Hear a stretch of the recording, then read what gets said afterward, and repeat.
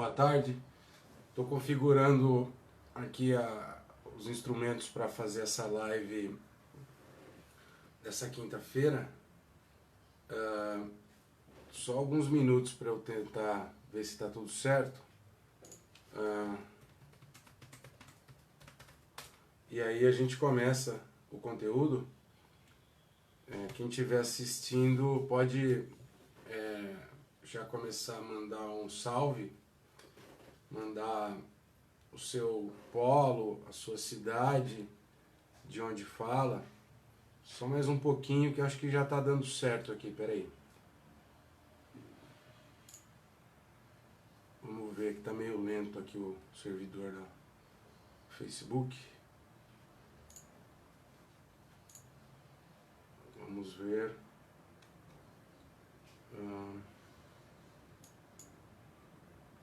Vamos ver aqui.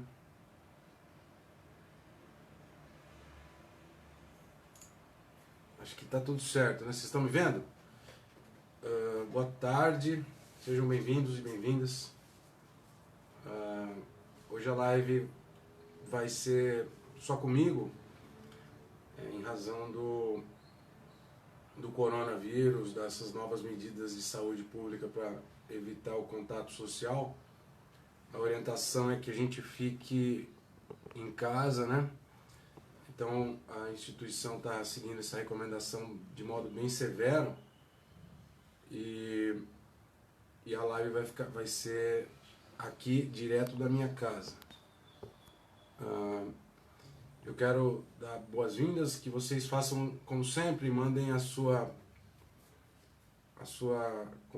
observação, sua pergunta, também aqueles que só querem indicar de onde estão falando. Eu espero que o áudio esteja bom, estou tentando configurar aqui, nunca fiz isso sozinho. Hoje eu não vou contar com a ajuda do Álvaro, né? Então peço que vocês me ajudem aqui, dar o retorno.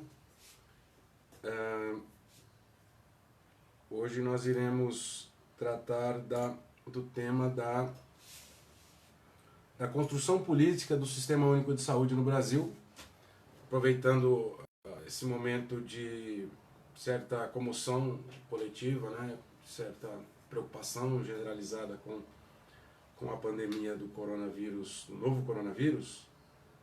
Eu preparei um conteúdo para a gente discutir um pouco essa questão pela ótica de como, enfim, se deu historicamente a construção do Sistema Único de Saúde, o SUS.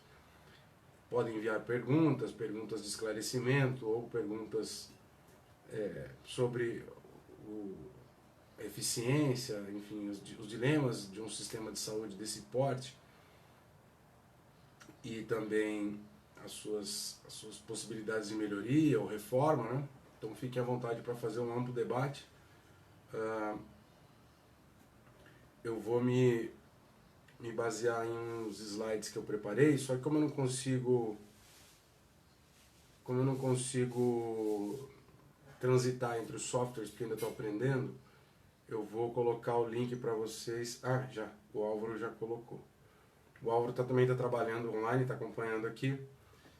Então vocês, por favor, acessem esse link que está colocado aqui, para poder acompanhar o conteúdo de dados que eu vou trazer para vocês.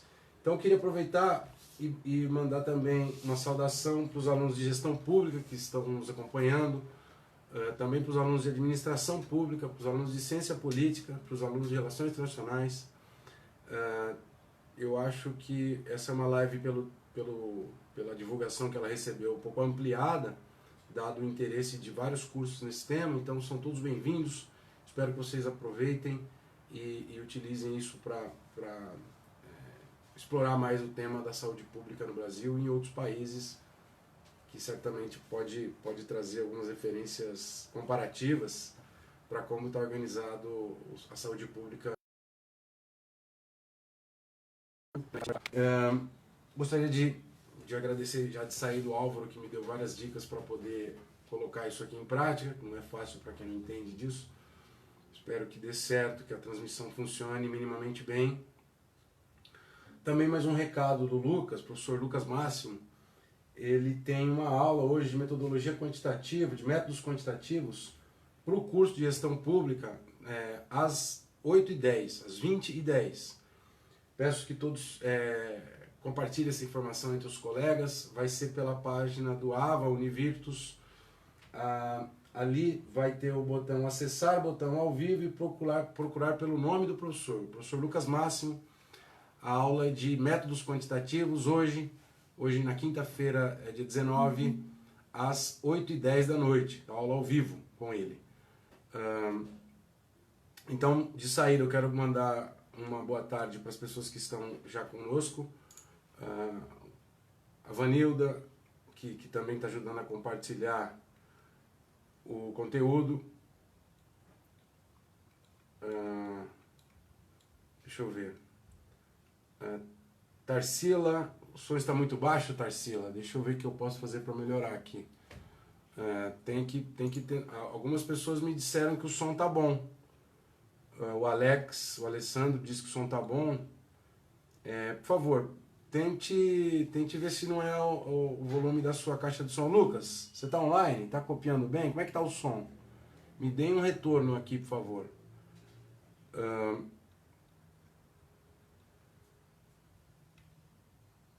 Eu preciso saber como que o som tá para todo mundo. Boa tarde para Lorena, Wellington também. Matheus, olá Matheus, bem-vindo. O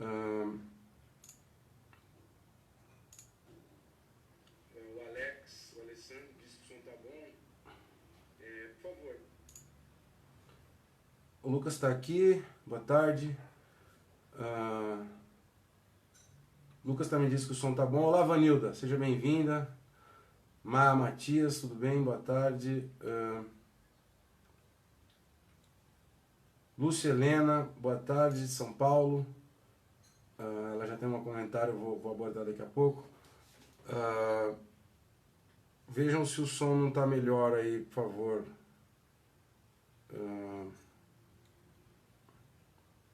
Lorena, Lorena dando boa tarde. Bom, o Sérgio entrou, bom, beleza, boa tarde a todos. Vamos ao conteúdo. Em primeiro lugar, vocês podem abrir, por favor, o link que está disponível aqui nos comentários com o conteúdo que eu preparei. E o ponto de saída é observar que o sistema de saúde antes de mais nada, um sistema resultado de política, né, de conflitos políticos que se dão numa determinada época de um determinado país. Pensar assim significa dar um conteúdo do conflito e dos dilemas que determinada sociedade enfrenta para construir um sistema de saúde. Existem muitos modelos diferentes. Cada país enfrentou o problema da saúde pública em diferentes épocas e diferentes estágios do seu desenvolvimento. Portanto, assim como no mundo inteiro, pensar o SUS em termos da sua origem é pensar a política, os conflitos sociais que deram origem ao programa, os dilemas enfrentados pelos governos, pela sociedade, nos 3 níveis, né, no nacional, no estadual e no municipal. Então, é por isso que está colocado no primeiro momento da lâmina que o sistema de saúde é um problema, antes de mais nada, é um problema político. Né? Então, se vocês pensarem no caso clássico dos sistemas de saúde da Europa, que são os mais antigos, a linha do tempo normalmente é assim. Antes da industrialização não havia sistema de saúde pública. Né? Então, a linha do tempo, o passo a passo é uma industrialização, urbanização, os riscos à saúde decorrentes desse fenômeno, que passam a ser muito mais... enfim, o volume aumenta muito, né? Normalmente a fábrica moderna é um espaço de risco para a saúde, de um trabalho com muitos riscos. Desses riscos, as demandas por proteção social por certos grupos que são acometidos por invalidez, grupos de trabalhadores idosos, depois mulheres, depois crianças, todos esses grupos vão sendo alvos de preocupações da sociedade por conta do trabalho na fábrica, por conta da vida no mundo urbano, né? Isso já no século XIX e na virada para o século XX. Esses fenômenos eles geram problemas de higiene, segurança do trabalho, contágio de doenças, de epidemias, e isso vai produzindo a necessidade de políticas nacionais, políticas públicas nacionais de combate a essas dificuldades, a essas enfermidades. É assim que surge a idealização de um sistema de saúde nacional, né? Não necessariamente público. Alguns países eles não são públicos, mas o sistema tem que ser formulado em termos nacionais para proteger toda a população desse país, certo? E ao longo desse período que vem da segunda metade do século XIX, ao longo de todo o século XX, se consolidou mais ou menos se consolidaram três modelos de funcionamento daquilo que é a proteção social, né? Não só a saúde pública. A saúde ela é um dos itens que compõem um rol de elementos da saúde, da proteção social, perdão. Então, um sistema previdenciário, um sistema de controle sobre os excessos no mundo do trabalho, né? Então, leis que protejam o trabalhador, todos esses itens pertencem a um sistema de proteção social. Então, dentro do sistema de proteção social existem vários pilares: a previdência, que são as aposentadorias e pensões,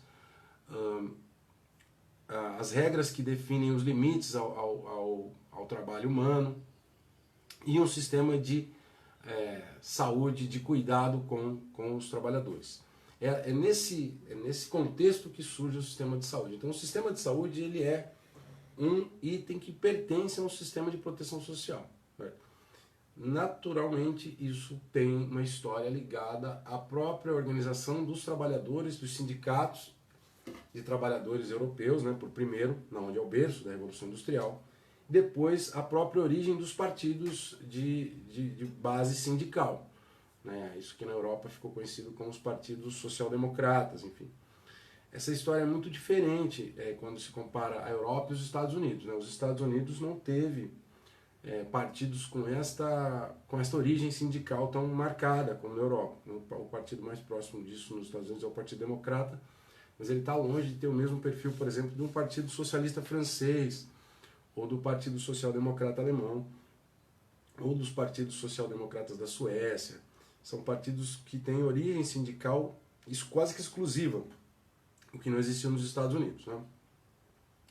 Toda essa história da construção dos movimentos dos trabalhadores nos Estados Unidos vis-à-vis a Europa é uma das explicações porque na Europa tem sistema de saúde público muito forte e nos Estados Unidos não tem, né? Tem a ver com a própria história do desenvolvimento da organização dos trabalhadores nesses locais. E aí tem uma lâmina ali, a terceira lâmina, que mostra três tipos de sistema de proteção social, não? É isso que o autor, esse Spring Anderson, chama de residual ou liberal.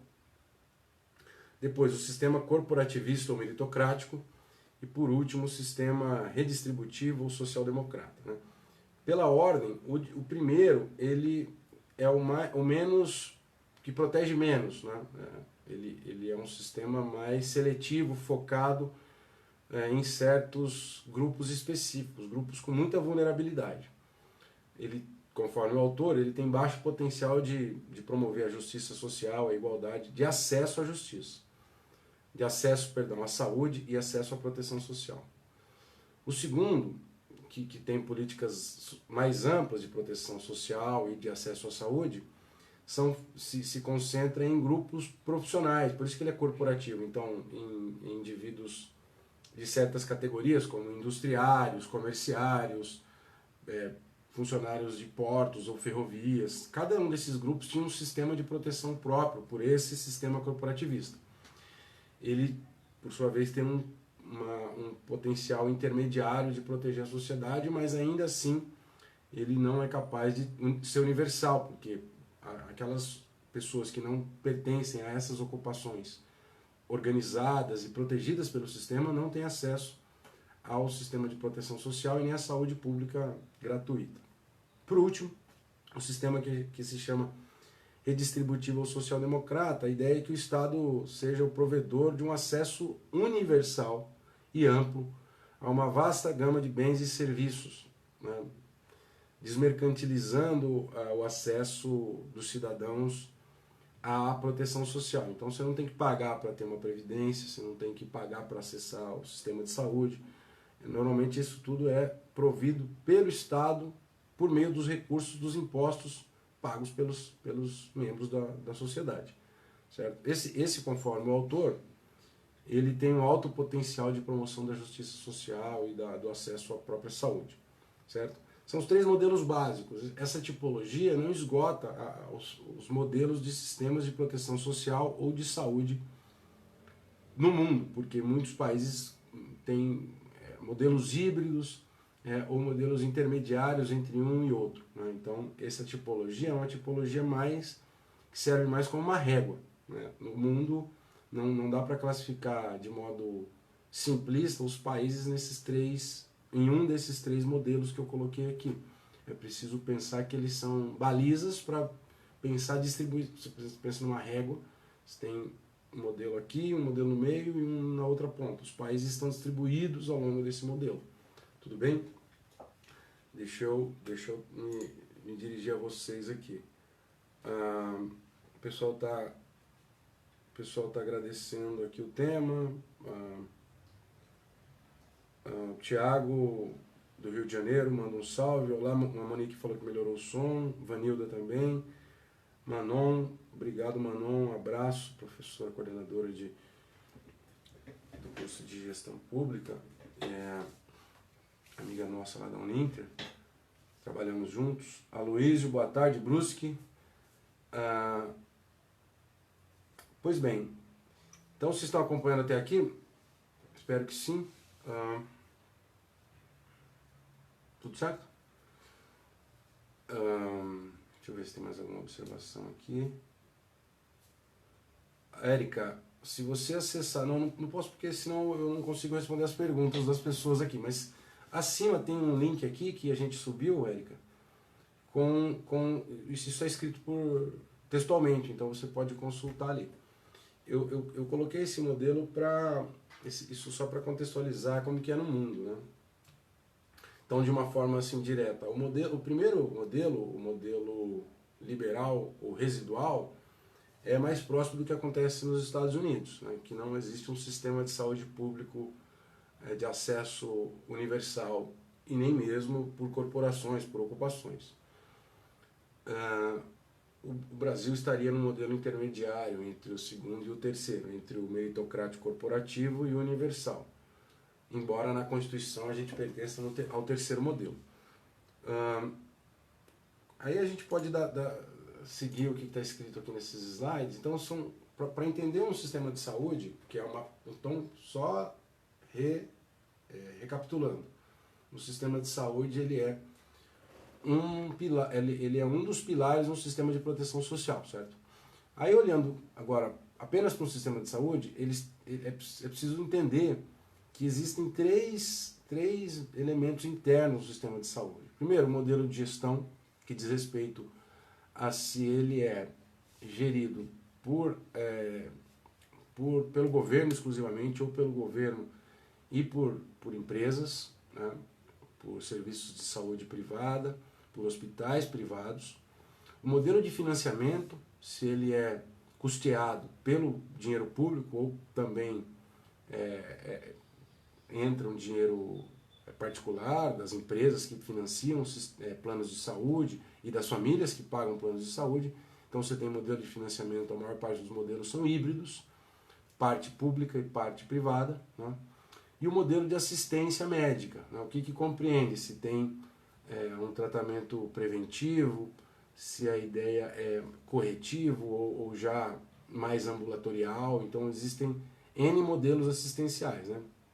No Brasil a gente diz que o modelo de gestão é um modelo compartilhado, tanto no que diz respeito aos entes, né, porque tem entes privados e públicos, e ele é um modelo descentralizado, articulado. Significa que, por exemplo, o SUS, o Sistema Único de Saúde, ele se distribui em hospitais públicos, hospitais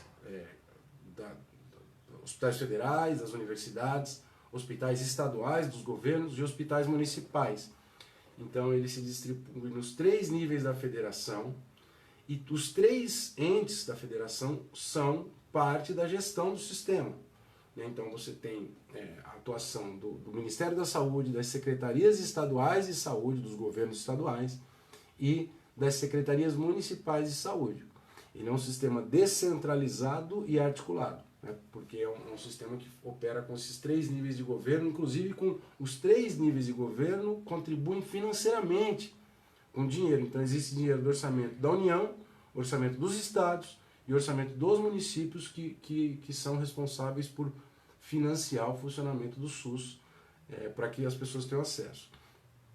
Então é um modelo de gestão descentralizado e articulado. O modelo de financiamento é híbrido, né, com parte pública e parte privada, mas o grosso do sistema, do SUS especificamente, é público, né? E o tipo de modelo assistencial já é uma parte que diz respeito à área da medicina ou da saúde coletiva, da saúde pública, que não é muito a minha área de domínio, e eu dei uma olhada nisso e achei muito difícil. Achei que não valia a pena eu me esforçar sobre isso para não sair do meu foco aqui. Pois bem, deixa eu olhar aqui, deixa eu voltar, se está tudo bem. A Vanilda.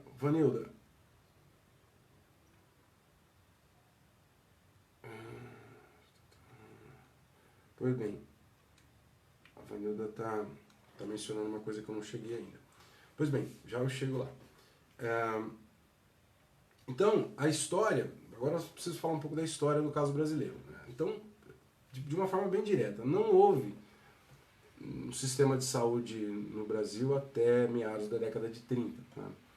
A gente, em todo o período colonial brasileiro, no período imperial, a saúde era vista como um problema privado, ou do senhor de escravos, ou do senhor de engenho. De algumas províncias, tinham pequenos, né, durante o Império, algumas províncias provinham algum sistema de saúde, só que tudo era muito precário.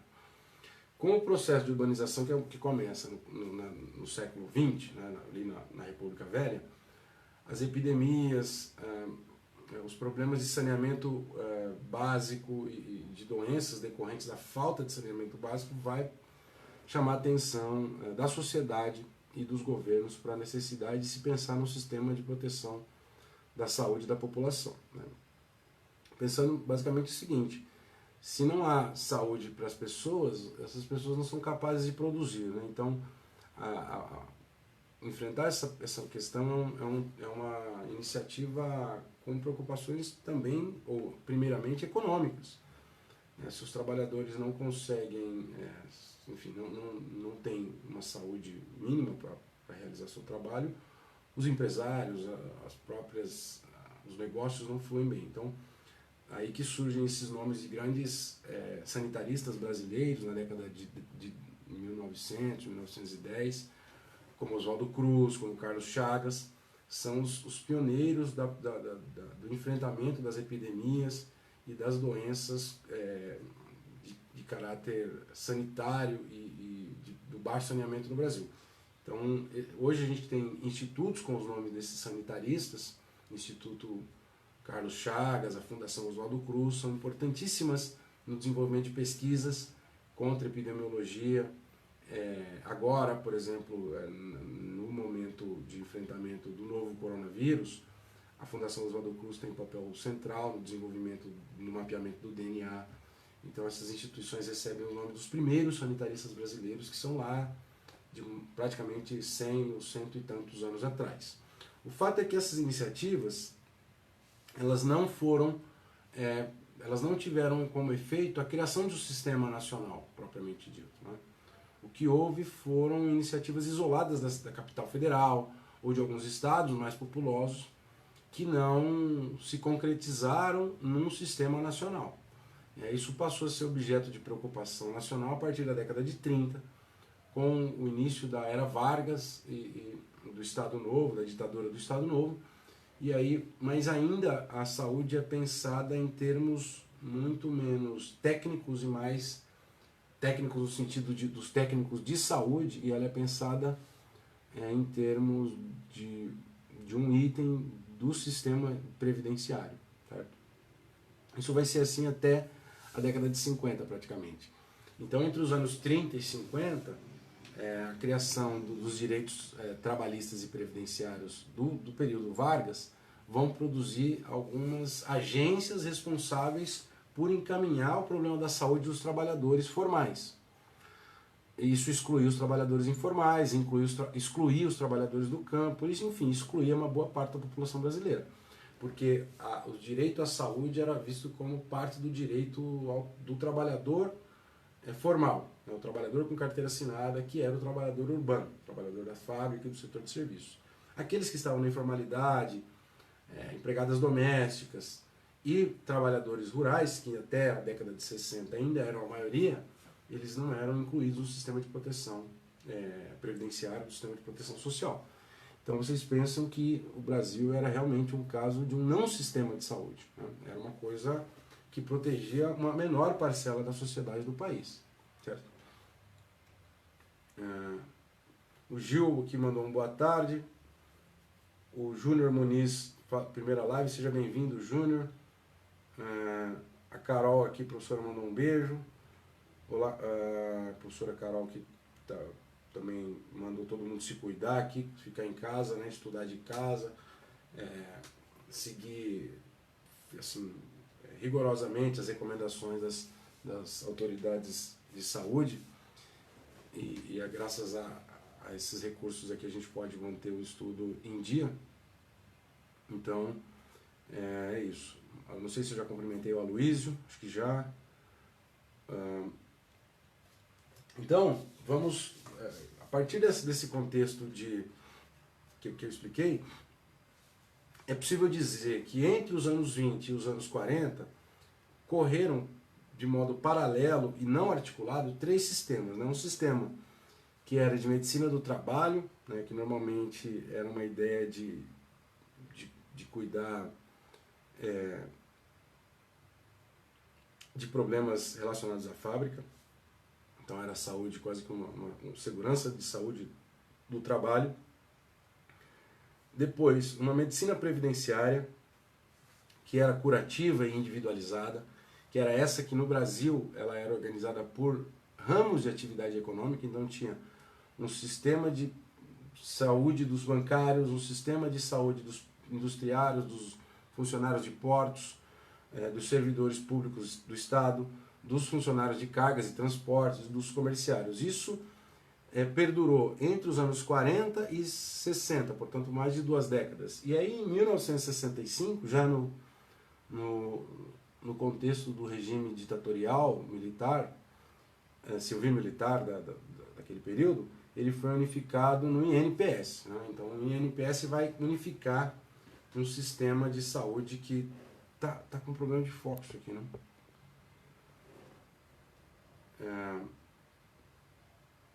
O que eu faço para melhorar esse foco?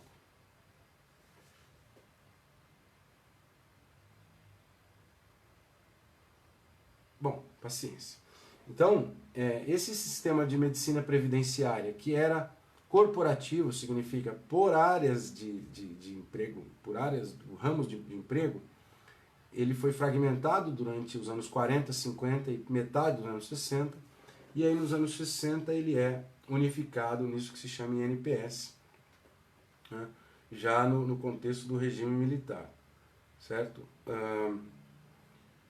E aí, a partir daí dos anos 60, uma séria crise nesse sistema, porque ele é um sistema, como eu disse, que ao invés de contemplar a parte importante da população,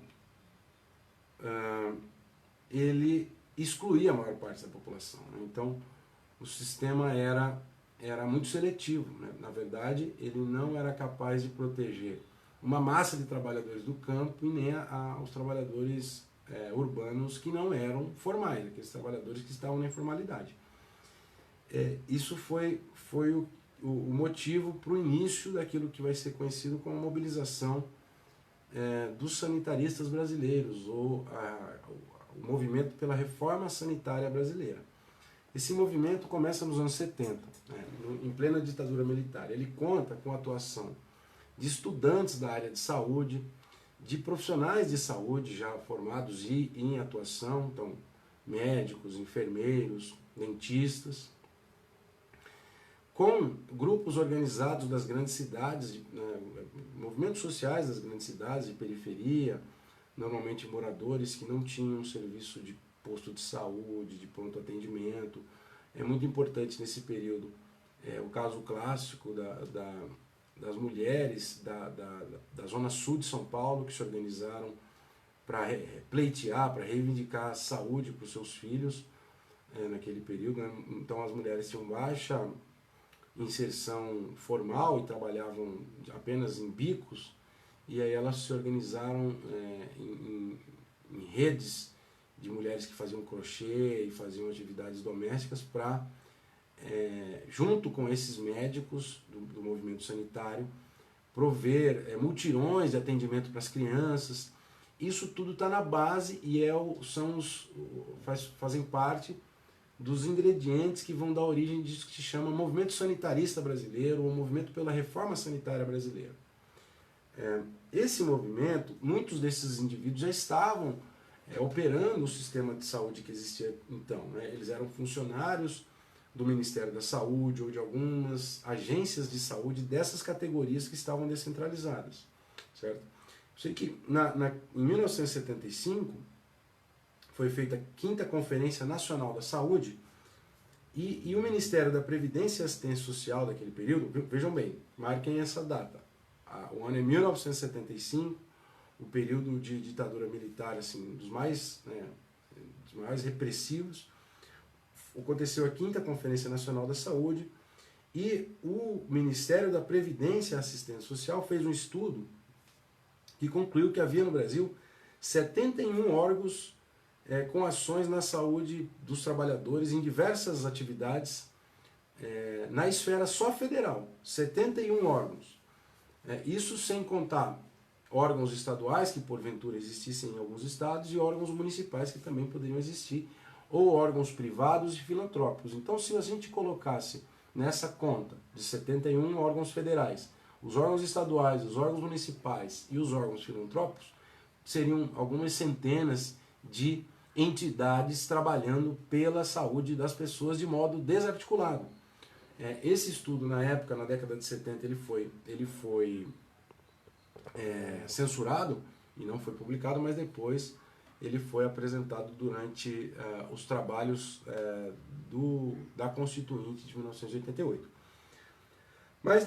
E uma das conclusões desse estudo aparece naquela frase que eu coloquei ali para a Vanilda, que a Vanilda comentou. Então, o sistema naquele período, então a frase é de 1975, Vanilda, não é uma frase atual. Na verdade, eles afirmavam que era um não sistema, porque não havia de fato articulação nenhuma. Então, o modelo de gestão da saúde pública do período dos anos 60 e 70 era insuficiente, aspas para o documento do Ministério da Previdência e da Assistência Social. Era insuficiente, mal distribuído, descoordenado, inadequado e ineficaz. Então, a motivação central do movimento sanitarista brasileiro, ou pela reforma sanitária, é superar esse problema. E aí, a proposta que está na sua mesa, que vai se transformar num objeto de grande mobilização por parte desses setores da sociedade, a saber, médicos, enfermeiros, dentistas, estudantes e as pessoas da ponta da sociedade que pleiteiam esse sistema, como as mães da Zona Sul de São Paulo que eu mencionei, eles vão colocar no lugar o ideal de um sistema único de saúde. Por que esse nome? Então agora vocês podem começar a entender a razão do SUS, o nome. O Sistema Único de Saúde seria um sistema capaz de articular esses órgãos tão dispersos e que ele fosse um sistema que pudesse ser coordenado de alguma forma, de cima e das instâncias intermediárias, chegando até os municípios, mas que ele fosse um sistema só. Quer dizer, um sistema igual, universal para todos os brasileiros, né? Então essa é a ideia. Ontem na coletiva o ministro da Saúde disse que o SUS está em todos os municípios brasileiros. Esse ideal era o que estava na base do movimento sanitarista brasileiro, que é a origem do SUS. Certo? Então, a partir daí, a partir de 1975 e em diante, durante todos os anos 80, e sobretudo na Constituinte de 88, no processo de elaboração da nossa Constituição, a luta por parte dessas entidades da sociedade de construção do SUS, do Sistema Único de Saúde. Então, aqui existe uma singularidade importante. O sistema de saúde do Brasil, que foi construído a partir de então, ele não era pauta de nenhum partido político, nenhum governo em si. Então ele é fruto, de fato, dos anseios da sociedade que se organizou para superar as falhas históricas da saúde no Brasil. Então, ele foi um movimento de baixo para cima, da sociedade para a Constituinte. E a partir de 1988, como virou um direito universal na Constituição de 88 e uma obrigação do Estado, o SUS passou a ser implementado de modo lento, mas permanente.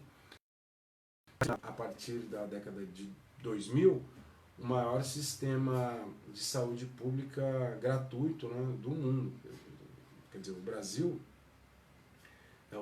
tem um sistema de saúde pública, é um único país com mais de 100 milhões de habitantes, quer dizer, com um sistema de saúde público universal, quer dizer, de acesso a todos, né?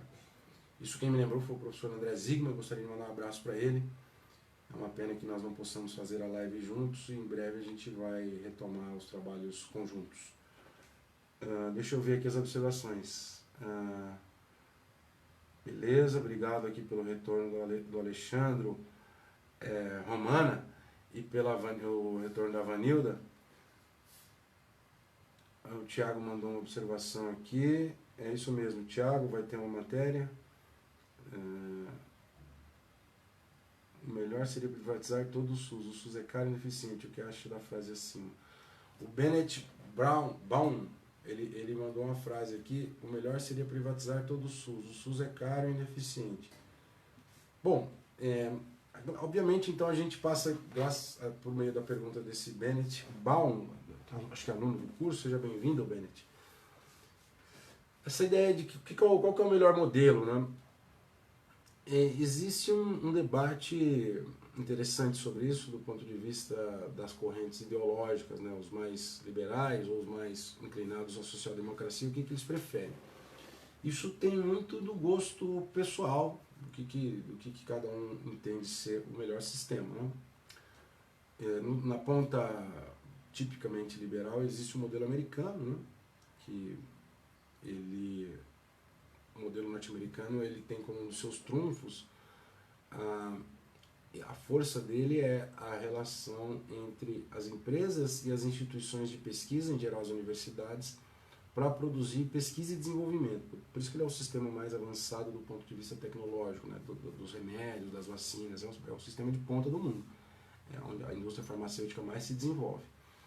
Mas, segundo alguns, ele tem um problema de acesso, né? Por ser pago, não tem sistema de saúde pública nos Estados Unidos, né? Então você não tem uma consulta gratuita de jeito nenhum lá.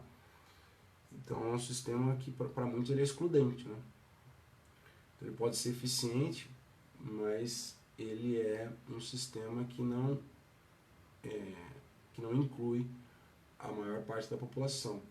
As informações que estão saindo agora do coronavírus, o teste do corona nos Estados Unidos é gratuito, porque o governo ofereceu os testes e tal, mas é uma situação excepcional, o governo não oferece teste gratuito para nada lá. Por outro lado, o indivíduo com um teste ele precisa fazer uma consulta médica, então essa visita médica já é paga.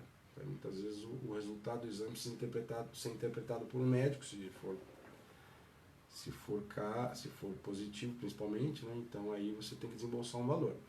Algumas notícias que surgiram dizem que algumas pessoas recém-chegadas de outro país foram fazer consulta lá e tiveram que gastar com a família algo em torno de $2.000. E não tinha dado negativo, né? Então, um sistema que tem as suas, pode ser eficiente, mas é caro, né?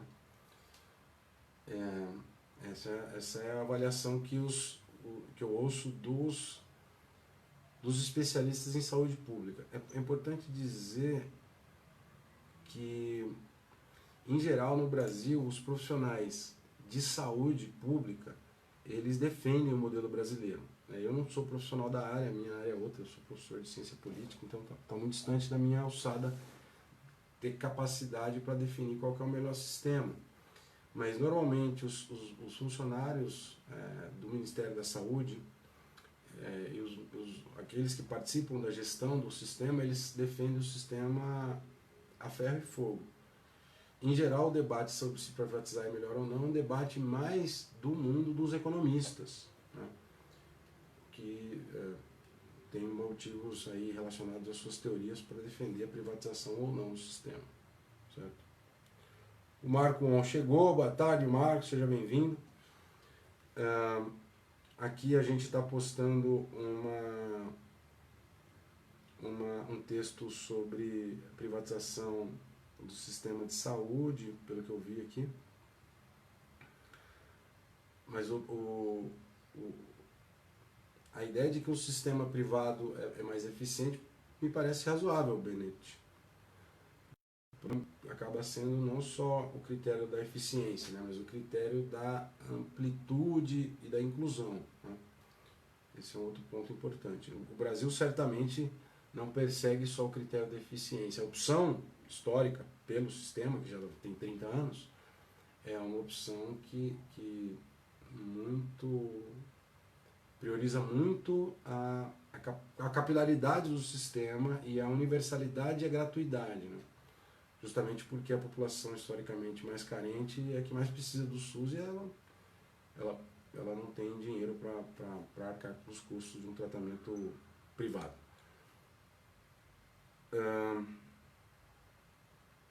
Pois bem, agora, por fim, eu não sei se ficou claro, eu queria... Então esse é um ponto importante, né? O SUS, isso é diferente também dos países europeus aqui no Brasil. Na Europa, os sistemas de saúde inventados ao longo do século XX, começo do século XX em diante, ele foi efeito da agenda dos partidos de origem sindical, né? Então era uma plataforma eleitoral desses partidos. No Brasil isso não acontece assim. No Brasil, os partidos de origem sindical, inclusive, são posteriores ao movimento sanitarista brasileiro. Se vocês procurarem, por exemplo, o partido de origem sindical, que é o PT ele surge em 79 e é oficializado em 80. Portanto, o movimento sanitarista que defendia o SUS é anterior.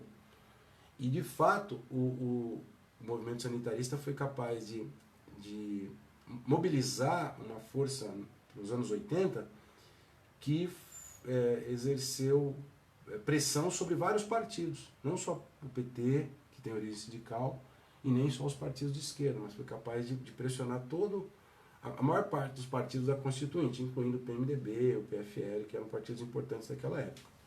Então isso é uma das páginas mais interessantes de mobilização da sociedade brasileira, e faz desacreditar daquela ideia de que no Brasil, enfim, a sociedade é amorfa, né, ou desarticulada. Isso não é verdade, né? A história do SUS mostra que isso não é verdade. O SUS, de fato, é uma conquista de baixo para cima, é uma realização da sociedade e que se transformou numa grande estrutura estatal de oferta de serviços de saúde pública para a população brasileira. Boa tarde, o Melquisedeque Oliveira, boa tarde, fala de Manaus. Rafael também, boa tarde. Bom, vocês têm perguntas? Eu queria saber o que vocês acham desse debate. Eu estou à disposição de vocês. Hoje o tempo passou aqui, né? Passou do tempo porque eu estou aprendendo a utilizar a ferramenta de casa. Então, tem bastante gente assistindo. Eu ainda teria alguns dados para apresentar para vocês, conforme eu preparei, que está disponível no link. Para quem chegou agora, tem disponível um link aqui nos comentários com um conteúdo preparado para essa live. Ele tem algumas informações, uns dados que eu ainda não apresentei. Talvez eu possa fazer mais uma live sobre isso. Eu não sei o que o Lucas acha. Lucas, você está me ouvindo? E que os nossos comandantes, o nosso coordenador acha de pensar em mais uma live aqui para isso. Porque, de fato, já estouramos em tempo. E eu queria discutir os dados de sistemas de saúde, os gastos do Estado, os gastos privados, em diversos países. Existem muitos dados disponíveis sobre isso, é um material bastante, enfim, é um material interminável. E eu queria propor para o Lucas, para a gente tentar mais um tema desse. Eu não sei se a gente pode fazer na próxima quinta já, aproveitando que o tema vai estar ainda na pauta da sociedade, na pauta dos estudantes, e a gente segue discutindo saúde pública, né? Modelos de gestão de saúde pública e financiamento desses modelos. Vou propor para o Lucas de todo modo, os slides estão aí. Vocês podem ler. E aí vocês, inclusive, podem formular perguntas sobre isso. Eu queria ainda, antes de fechar, agradecer a presença de vocês, pedir desculpas por alguma dificuldade técnica, mas agradecer a boa vontade e também o amparo da equipe que não está reunida presencialmente, né? O Álvaro, o Lucas, a Carol. Um abraço querido para nossa querida Stephanie. E eu queria lembrar que hoje tem aula de metodologia quantitativa com o professor Lucas Máximo, métodos quantitativos, perdão, professor Lucas Máximo, para os estudantes de gestão pública. Isso vai ser às 20h10 pelo Ava Univirtus. Tem que procurar o botão ao vivo e o nome do professor Lucas Máximo. Tudo bem? Professora Estefania. Professora Estefania, amiga nossa. Um abraço, professora. Quanto tempo. A gente fez pesquisa juntos em 2011, 2012, agora não me lembro bem. A Fernanda Cursino. Professor, mas na situação do nosso país esse sistema não é o mais justo, já que a maior parte da população não tem como pagar um sistema privado. Acho que ela está falando aqui de um sistema privatizado, né? Fernanda, esse é o grande inconveniente de um sistema exclusivamente privado, né? Eu acho que o que existe no Brasil não é um sistema exclusivamente público, porque parte da população paga plano de saúde, parte das empresas pagam. O fato é que um dos gargalos do modelo privado no Brasil é que ele tem uma série de restrições a alguns tratamentos, sobretudo os tratamentos mais caros, né? Então, o plano de saúde privado não cobre tratamento, por exemplo, de quem tem HIV ou muitos tratamentos de câncer. Então, para você ter uma ideia, os dados mostram que os tratamentos de câncer no Brasil, 92% são custeados e feitos pelo Sistema Único de Saúde, né? Assim como no caso do HIV, 96% dos custos e dos tratamentos são de responsabilidade do SUS. Isso, quem usa esse serviço, portanto, não é só a parte mais pobre da sociedade, é toda a sociedade, classe média,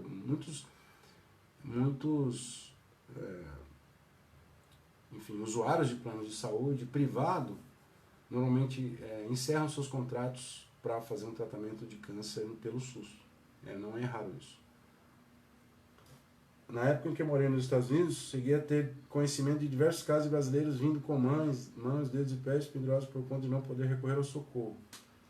Em 2000 não tinha assistência a ninguém, só pagando. O Marco está contando aqui por experiência própria uma história interessante de muitos brasileiros que quando vão aos Estados Unidos não conseguem amparo de saúde porque o sistema é privado, né? Então tem que pagar. É muito comum. Eu tive conhecimento de uma amiga da minha família que teve que gastar algo em torno de 25 mil reais para fazer uma cirurgia de apendicite e o tratamento, a internação. Então, é uma coisa que ela não tinha previsão, não fez uma poupança, né? Estourou o apêndice dela e ela teve que fazer a cirurgia, teve que ficar internada alguns dias e ela teve um gasto de 25 mil reais na época, faz muito tempo.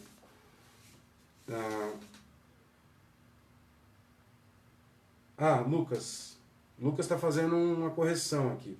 A disciplina que vai ser selecionada, que trata de métodos quantitativos, se chama Matemática Aplicada à Gestão Pública. É hoje, às 8h10 da noite, no sistema, na plataforma virtual. Gostaria de mandar um abraço para o Pi, que está online aqui, é um grande brasileiro, e gostaria de agradecer a presença de todos. E aí, mais uma observação de que o Marco diz sobre os Estados Unidos, que o Obama mudou, que hoje o pai dele, que ainda está nos Estados Unidos, tem assistência médica gratuita. Bom, é uma informação nova. O Obama quer, né, como se diz. O Bennett diz o seguinte: estrangeiros não deveriam se beneficiar do SUS. Nós já pagamos muitos impostos para que estrangeiros que visitam o nosso país se beneficiem desse serviço. É possível fazer uma cobrança diferenciada para estrangeiros? Bom, Bennett, novamente, o sistema provavelmente tem que ser. A gente tem que ter qual o percentual, né, de estrangeiros que usam o SUS.